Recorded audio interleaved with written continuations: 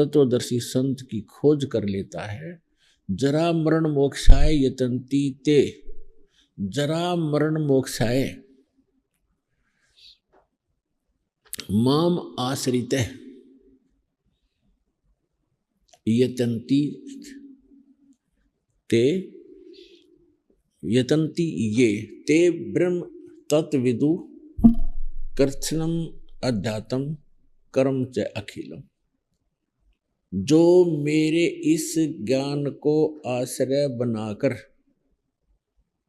बना लेते हैं, तत्वदर्शी संत की वो खोज कर लेते हैं, वो व्यक्ति फिर जरा और मरण से, जरा माने वृद्धावस्था, मरण माने मृत्यु के इस कष्ट से छूटने के अर्थ ही प्रयत्न करते हैं। कौन करते हैं ऐसा प्रयत्न? जरा और मरण से छूटने का प्रयत्न कौन करते हैं? जो यहाँ के संसार की कोई वस्तु की डिमांड नहीं करते, इच्छा नहीं रखते। वो कौन है? वो हैं जो तत्ब्रह्म से परिचित हो चुके हैं और सारे अध्यात्म ज्ञान से परिचित हैं और सभी कर्मों से जो परिचित हैं, वही व्यक्ति जरा और मरण से छूटने के लिए, छुटकारा पाने के लिए प्रयत्न कर रहे होते हैं, प्रयत्नशील होते हैं। अब 8वें अध्याय के प्रथम मंत्र में अर्जुन ने पूछा किम तत्ब्रह्म और किम अध्यात्म किम कर्म पुरुषोत्तम अधिभूत किम उच्यते। अब यहां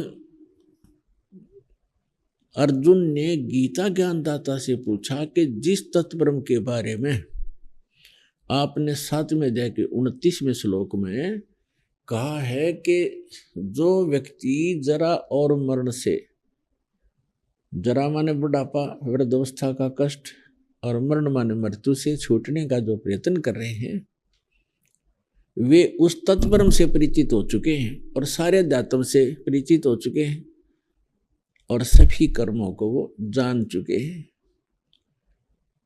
तो वही लोग जरा और मरण से छूटने के लिए ही भरसक प्रयत्न करते हैं। अर्जुन ने प्रथम मंत्र में पूछा 8वें अध्याय के कि किम तत्ब्रह्म, वो तत्ब्रह्म क्या है, फिर अध्यात्म क्या है और कर्म क्या है। तो गीता ज्ञान दाता ने 8वें अध्याय के 3रे श्लोक में कहा कि वो परम अक्षर ब्रह्म है। जो गीता ज्ञान दाता से अन्य परमात्मा है वो परम अक्षर ब्रह्म है। 3रे नंबर का गीता अध्याय नंबर 15 के श्लोक नंबर 16 और 17 में, 17 का इससे लिंक है। जो परम अक्षर उत्तम पुरुषत्व अन्य है उसके विषय में गीता ज्ञान दाता यहाँ कह रहा 8वें अध्याय के 3रे श्लोक में कि वो परम अक्षर ब्रह्म है, यानी गीता ज्ञान दाता से अन्य है। और ये परम अक्षर ब्रह्म जो है ये सत्य पुरुष है, ये वास्तव में अविनाशी परमात्मा है और यही सबका धारण पोषण करने वाला संसार रूपी वृक्ष की मूल है, संसार की जड़ है, क्योंकि मूल से ही पूरे पेड़ को आहार प्राप्त होता है। इसी प्रकार ये मूल मालिक है, परम अक्षर ब्रह्म है, ये सत्य पुरुष है। इसका नाम कबीर देव है, कबीर साहब है, अल्लाहू अकबर है। अब यहां गीता अध्याय नंबर 8 के अंदर एक निर्णायक ज्ञान आ गया। गीता अध्याय नंबर 7 के श्लोक 12 से लेकर 18 तक तो गीता ज्ञान दाता ने पहले तो ब्रह्मा विष्णु महेश तीनों गुणों की जो पूजा करते हैं वह व्यर्थ बताई। फिर बताया कि मेरे विषय में केवल 4 प्रकार के ही मेरी साधना करते हैं, जैसे अर्थार्थी, आर्थ, जिज्ञासु और ज्ञानी। उन 4 में से भी 3 को रिजेक्ट किया गीता ज्ञानदाता ने और ज्ञानी को उत्तम माना है। ज्ञानी वो व्यक्ति है जिसको ये ज्ञान हुआ कि मानव शरीर केवल मोक्ष प्राप्ति के लिए ही प्राप्त होता है। दूसरा, उसको ये ज्ञान होता है कि पूर्ण संत और पूर्ण परमात्मा से मोक्ष संभव है। आन उपासना से, अन्य पूजाएं करने से, अन्य देव की पूजा करने से मोक्ष संभव नहीं है। वो इतने परिचित हो चुका होते हैं कि अन्य देवताओं की पूजा नहीं करते वो, तो उनको तत्वदर्शी संत ना मिलने से उन्होंने ब्रह्म को, इस गीता ज्ञान दाता को, वेद ज्ञान दाता को, जिसका ओम नाम है, इसको पूर्ण परमात्मा मान के इस पे डिवोटेड हो गए, समर्पित हो गए। अब गीता ज्ञान दाता 7वें अध्याय के 18वें श्लोक में कहता, 7वें अध्याय के में 18वें श्लोक में कहा कि ज्ञानी आत्मा है तो उदार, क्योंकि इन्होंने परमात्मा पाने के लिए अपने जीवन भी नुस्खार कर दिया, आन उपासना छोड़ दी और एकमात्र परमात्मा के लिए ही जीवन समर्पित कर दिया। लेकिन तत्वदर्शी संत की प्राप्ति ना होने से ये मेरे वाली अनुत्तम घटिया व्यर्थ की साधना में ही आस्थित हैं, क्योंकि इनको तत्वदर्शी संत नहीं मिला। 7वें अध्याय के 19वें श्लोक में गीता ज्ञान दाता कहता है, बहु नाम जन्मा नाम अंते ज्ञानवान माम प्रपद्ये। बहुत ही जन्मों के किसी अंत के जन्म में ये कोई ज्ञानी व्यक्ति मेरी भक्ति करता ना, तो नीचे के आन उपासना देवी देवताओं में उलझे रहते हैं। और ये बताने वाला वासुदेव सर्वमिति स महात्मा सुदुर्लभ है। ये ज्ञान देने वाला महात्मा तो बड़ी मुश्किल से मिलेगा अर्जुन, कि वासुदेव ही सब कुछ है। वासुदेव की परिभाषा से भी हम परिचित नहीं थे परम पुण्यात्माओं।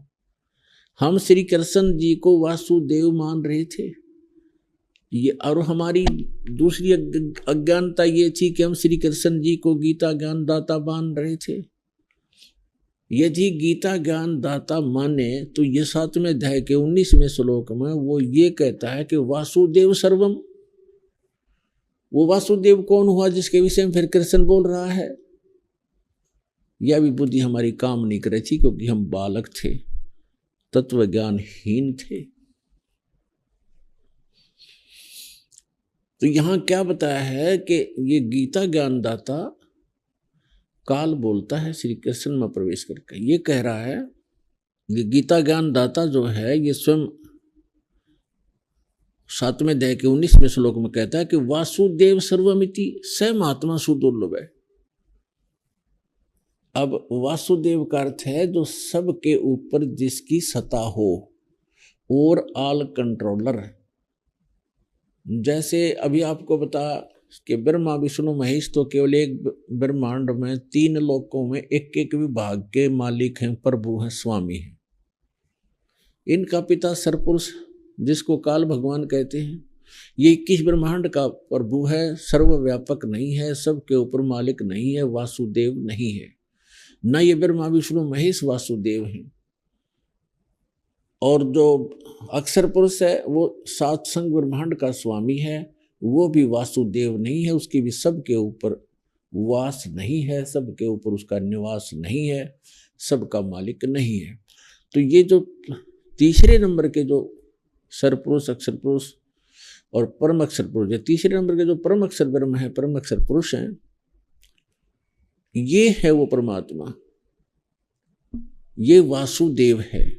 यही पूजा के योग्य है, यही पाप नाशक है, यही सब ब्रह्मांडों की उत्पत्ति करता है।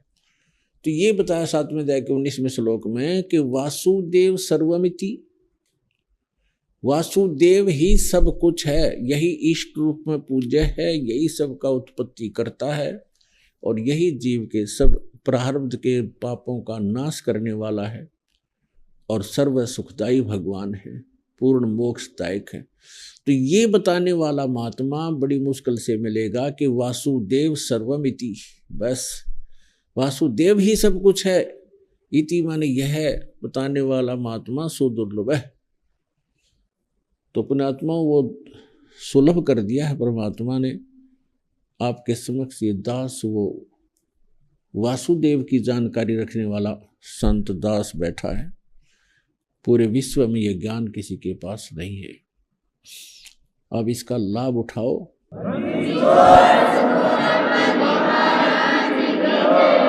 गीता के यथार्थ विश्लेषण की जानकारी के लिए पढ़ें पुस्तक गीता तेरा ज्ञानामृत।